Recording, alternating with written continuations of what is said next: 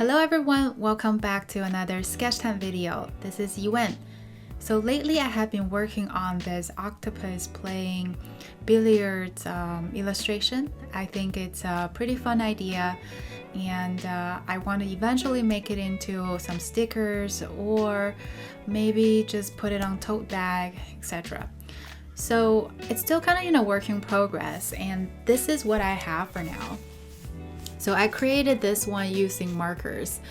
I don't typically use markers to do drawings, and I'm still kind of in a learning process, but it's been really fun and challenging at the same time trying to create this character. And I think I wanted to share with you a portion of the design process and hope you find it interesting too. So let's go ahead and get started. So I've cleaned up the line and the sketch and transferred it onto the Copic marker pad. So I'm trying to figure out what color to go with. So last year I did this watercolor painting, and I really think the color worked out pretty well together. So for this one, I'm going to try to do something very similar. Here are all the markers that I've chosen for this particular painting. By the way, these are Ohuhu Markers, and this one in particular is kind of like a purple, even though the number says it's R, meaning it's supposed to be red. So I like those purple-ish tone to go with the shadow, kind of like complementary to the yellow and the orange color.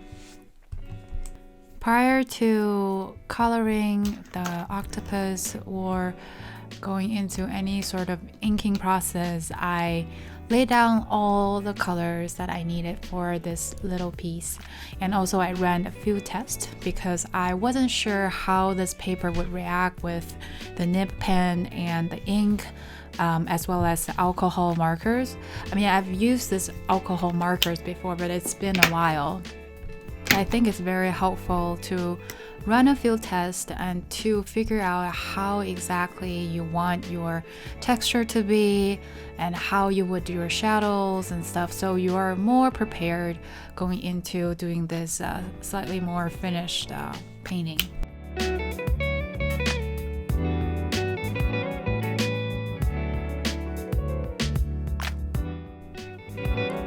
Alright, now I am ready for the inking process. Before I do this outline, I actually warmed up my strokes by doing some very simple but straightforward exercises, just drawing vertical lines and horizontal lines. Try to warm up my strokes. I think it's very helpful, and I started to develop this habit of doing this every single time before I start any drawing sessions.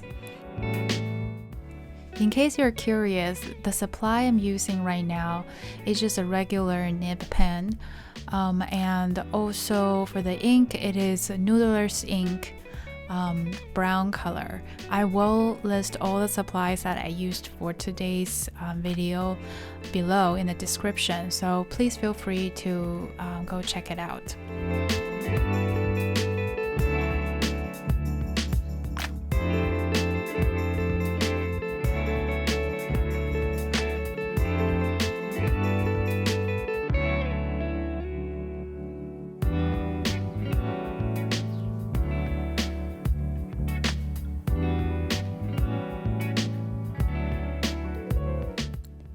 As I was doing the outline, I realized that this particular paper takes or absorbs the ink really well.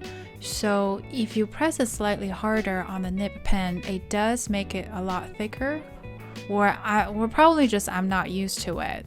But no matter what, I decided not to overwhelm this paper with too much texture. So as you can see, for the hatching, I only did one thin layer with some variation of the stroke and also the spacing. I will then be relying on the color to show the value a little bit more. After I complete this drawing, I actually did a separate version with a lot more texture and hatching with a solid color background. You can find that version at the beginning of this video or towards the end of the video.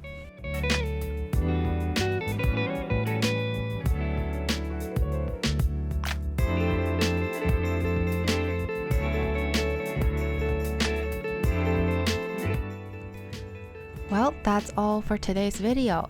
Thank you guys so much for watching.